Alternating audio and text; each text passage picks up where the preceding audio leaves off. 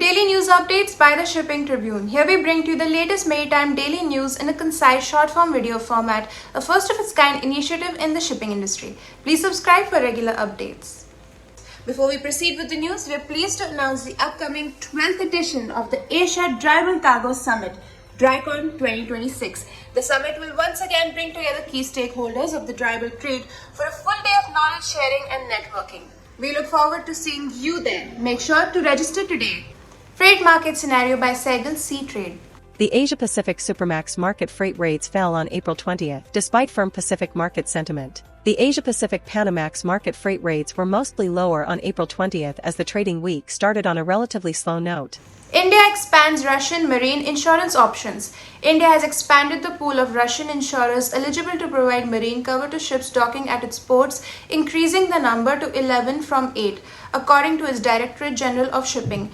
India has permitted Russia's Gazprom Insurance and Rosgosneft Insurance to provide protection and indemnity coverage until February 19, 2027, while the registration of balance insurance is valid until August 19, 2026. The South Asian nation has also extended the registration of Russia's Saigal Insurance, Sberbank Insurance, Ugoria Insurance Group, and ASTK Insurance until February 20, 2027 to provide protection and indemnity cover for ships. India, the world's third biggest oil importer and consumer, is relying on Russian oil to meet most of its demand using a temporary waiver as the US-Israeli war on Iran keeps the Strait of Hormuz effectively closed. Detained vessel MT Solis gets urgent refueling at Vizinjam port. The detained merchant vessel MT Solis anchored off Vizinjam International Port in connection with a recent collision involving a fishing boat was urgently refueled after reporting a critical fuel shortage.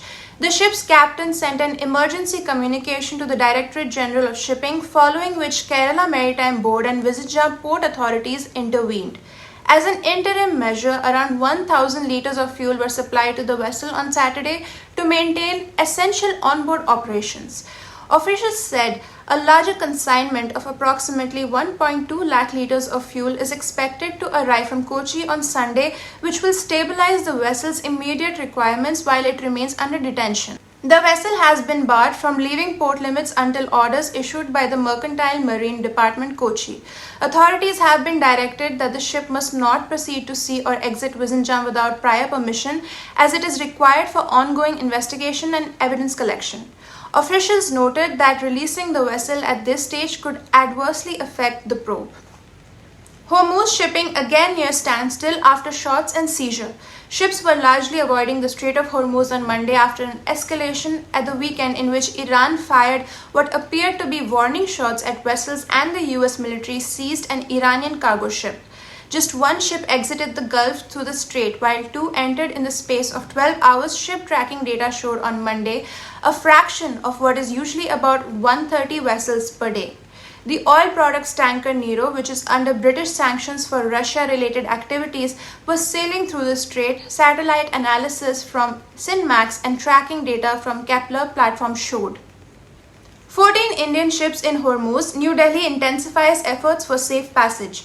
The firing on 2 Indian ships by soldiers of Iran's Islamic Revolutionary Guard Corps has been taken extremely seriously by New Delhi, which is pursuing diplomatic initiatives in this sensitive issue. The Iranian ambassador to India has been summoned, and Foreign Secretary Vikram Misri conveyed to him that India is deeply concerned about this incident. The ships, Indian-flagged cargo vessels, were fired on in the Strait of Hormuz on April 18th.